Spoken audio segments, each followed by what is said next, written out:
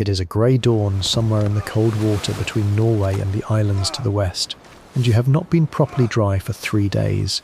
You are standing on the open deck of a longship. There is no roof over your head. There is no cabin.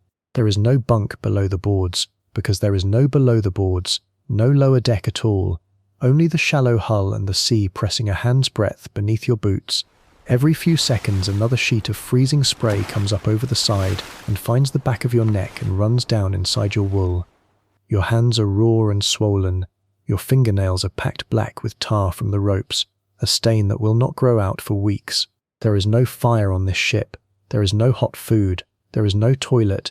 And when at last you are allowed to sleep, you will sleep sitting up on the wooden chest you row from, wrapped in a hide that is already soaked, wedged against the shoulder of the person beside you, while somewhere behind you, another exhausted soul scoops water out of the bottom of the boat with a wooden bailer so that the sea does not, very slowly, over the long hours of the night, swallow all of you together. This is a Viking Longship, not the proud dragon ship of the films, cutting clean and dry across a calm blue sea. The real one, an open boat in the open ocean, and you are going to live on it, exposed to the sky for weeks. So stay aboard. By the end of this crossing you will understand something the legends never tell you, that the most feared and famous ship in the medieval world was, for the people who actually sailed it, one of the coldest, wettest, most miserable places a human being could choose to be, and you will understand why they chose it anyway. Let me set you down properly first. The year is around 1000, near the height of the Viking Age. You are not a Jarl, and you are not, for the most part, a raider. Set the burning monasteries aside, because that was the loud work of a violent few. You are one of the great many ordinary Norse who used these ships for the unglamorous things, for trading, for travelling, for moving a family and its animals to a new farm across the water, for carrying dried fish and iron and soapstone from one cold harbour to another. And the vessel under your feet is, without exaggeration, the finest piece of engineering anyone in Northern Europe can build. It is long and narrow and impossibly light for its length, made plank over plank in what we call clinker construction, each long overlapping board riveted to the one below it with iron nails, so that the whole hull, from the side, looks like the scales of a fish. That overlapping skin is the secret. It keeps the ship light enough that a crew can drag it up a beach or haul it around a waterfall, and it keeps the hull flexible, alive, able to twist and give with the waves instead of fighting them. And the draft, the depth of the boat below the waterline, is almost nothing. This ship can float in water barely a metre deep. It can run straight up a river, straight onto a flat beach, and put an entire crew ashore where no deep-keeled ship could ever follow.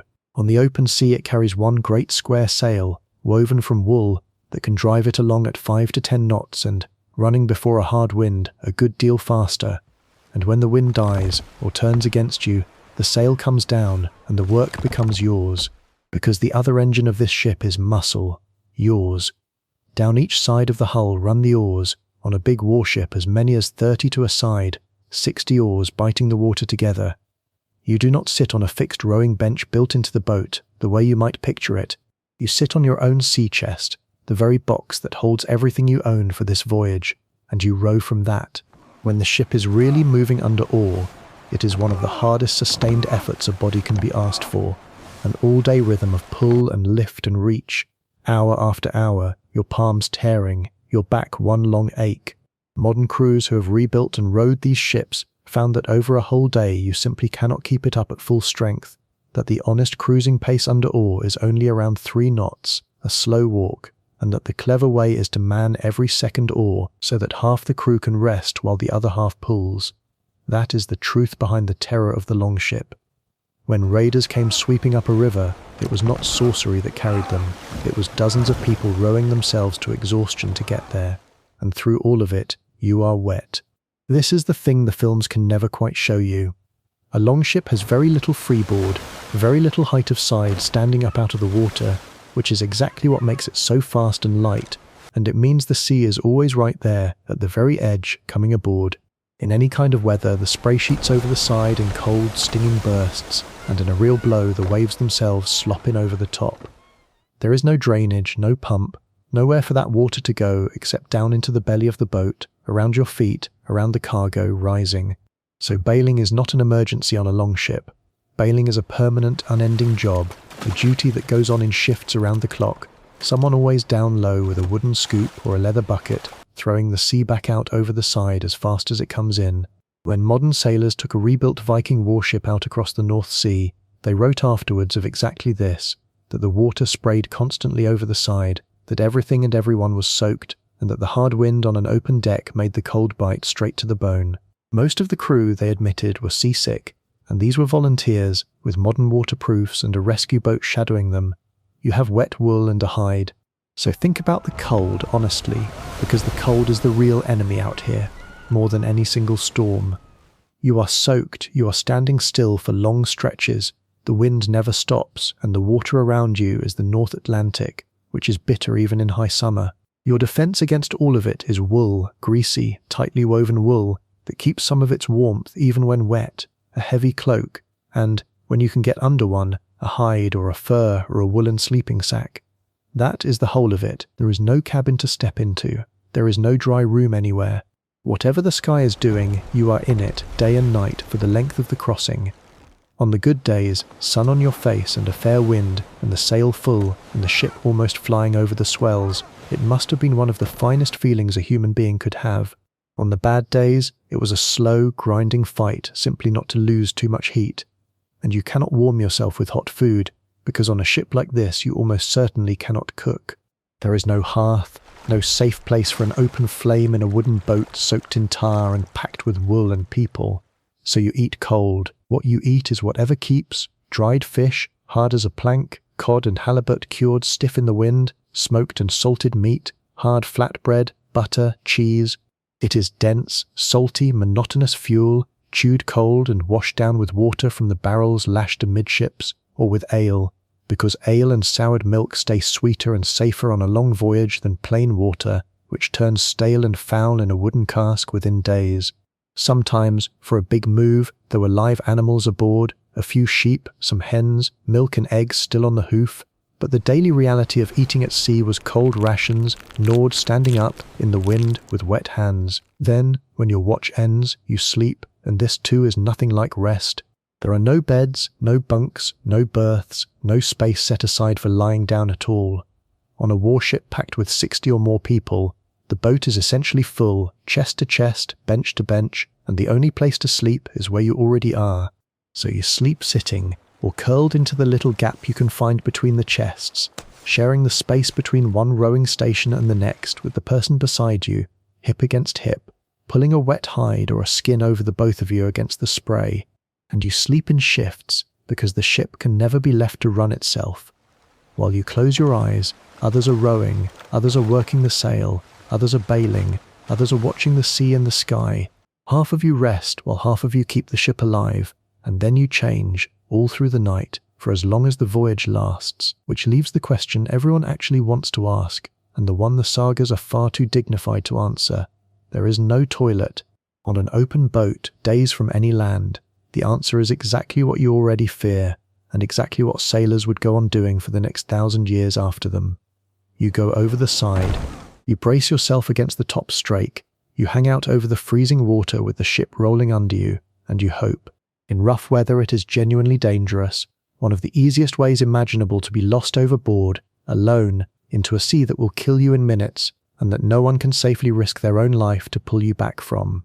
When a modern crew rebuilt one of these ships and sailed it in our own century, even they, with all our comforts, ended up with little more than a bucket behind a screen for the anchored nights, and very little dignity to spare. 1,000 years before them, on the open sea, you simply held on, and you leaned out, and you were quick. And here is the part that should stop you, because with all of this, the wet and the cold and the cramp and the exhaustion and the endless bailing, you also had to find your way across open water, out of sight of any land, with no compass at all. The magnetic compass would not reach northern Europe for centuries yet, and still the Norse crossed hundreds of miles of empty ocean and made landfall on tiny targets, on Iceland, on Greenland, on the Faroes, deliberately again and again. How? Mostly by reading everything.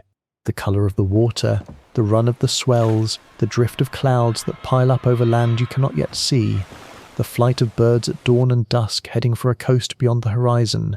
The appearance of whales, the feel and smell of the wind, far north in summer, where the sun barely sets, there are no stars to steer by, so they steered by the sun, and there is good evidence they used a simple sun compass, a small wooden disc that catches the shadow of a central pin at noon and tells you, from the length of that shadow, how far north or south you have drifted. Their great trick was latitude sailing. You sail north or south along a coast you know until the sun stands at the right height for your destination, and then you turn and hold that line, due west, day after day, keeping the noon shadow exactly where it should be, until land finally climbs up out of the sea ahead of you.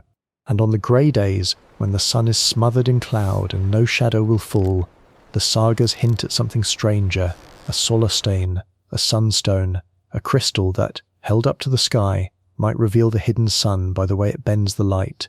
We still argue over whether they truly used it and how it would have worked, but the crossings themselves are not in doubt. These freezing, soaking, sleepless people in an open boat found their way clean across the North Atlantic. So take one last look at the ship, because now comes the twist. In our own time, historians did not just want to read about all this, they wanted to feel it, so they rebuilt one, plank by plank, exactly, an enormous Viking warship, and they crewed her with volunteers and sent her out onto the sea to learn what the books could never tell them. And what they learned, wet and battered and seasick, was that almost everything that makes a longship a miserable place to live is the very same thing that makes it a miracle to sail. That terrifying lack of height above the water, the thing that keeps you permanently soaked, is what makes her light and quick. That thin, flexible hull, the one that gives and works and leaks under you and must be bailed forever, is exactly what lets her ride out a storm that would snap a stiffer ship clean in half, bending with each wave like a living thing instead of fighting it and breaking. The openness that freezes you is the lightness that saves you. The Vikings had not built a comfortable ship. They had built, by feel, over generations, very nearly the most seaworthy open boat the world had ever seen, and they had paid for that seaworthiness with their own comfort, their own dry beds, their own warm meals, every single mile, because that is the thing to hold on to, standing here on this cold, wet deck as the islands finally lift out of the western haze. These were not people carried off to glory on a magic dragon ship. They were ordinary human beings who were prepared to be cold and soaked and sleepless and sick and filthy and afraid, for weeks on end, sitting on a box in the rain in the middle of the sea, with no roof and no fire and no way home but the strength left in their own arms so that they could reach the far side. And they did not only cross the North Sea, in boats barely different from this one, open to the sky, they reached Iceland and then Greenland, and then, 500 years before Columbus was even born, the shore of North America itself. Every mile of it earned soaking wet, going to the toilet over the side, sleeping bolt upright in a wet skin, bailing the ocean back out with a bucket through the freezing dark. The Longship is remembered as the most beautiful ship of its age, and it was, but the people who actually lived aboard it knew the other truth, the one the legends leave out, that beauty like that is bought with misery, and that the sea does not care in the slightest how famous you are one day going to become. So here is what we would love to hear from you. Which part of life aboard a Viking longship would break you first? The endless cold and wet, the sleeping sitting up in a soaked skin, the cold food day after day, or leaning out over the freezing sea with nowhere else in the world to go? Tell us in the comments below, because the real people of the past are almost never who the legends say they were. They were not gods on a dragon ship.